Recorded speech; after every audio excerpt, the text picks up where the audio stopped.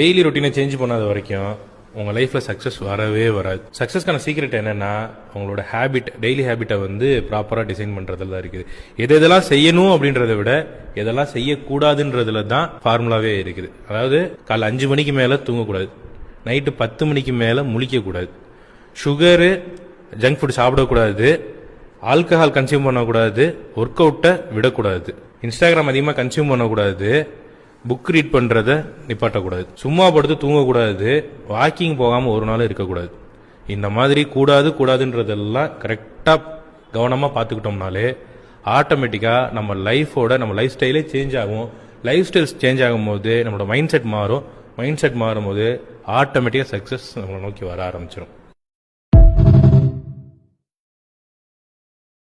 Daily ரொட்டீனை change பண்ணாத வரைக்கும் உங்கள் லைஃப்பில் சக்ஸஸ் வரவே வராது. சக்ஸஸ்க்கான சீக்ரெட் என்னென்னா உங்களோட ஹேபிட், டெய்லி ஹேபிட்டை ப்ராப்பராக டிசைன் பண்ணுறதுல தான் இருக்குது.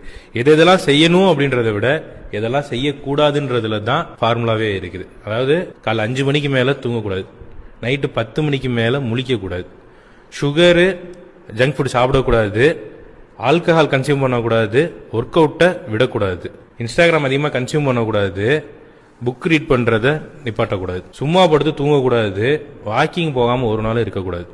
இந்த மாதிரி கூடாதுன்றதெல்லாம் கரெக்டாக கவனமாக பார்த்துக்கிட்டோம்னாலே ஆட்டோமேட்டிக்காக நம்ம லைஃப் ஸ்டைலே சேஞ்ச் ஆகும். லைஃப் ஸ்டைல்ஸ் சேஞ்ச் ஆகும்போது நம்மளோட மைண்ட் செட் மாறும்.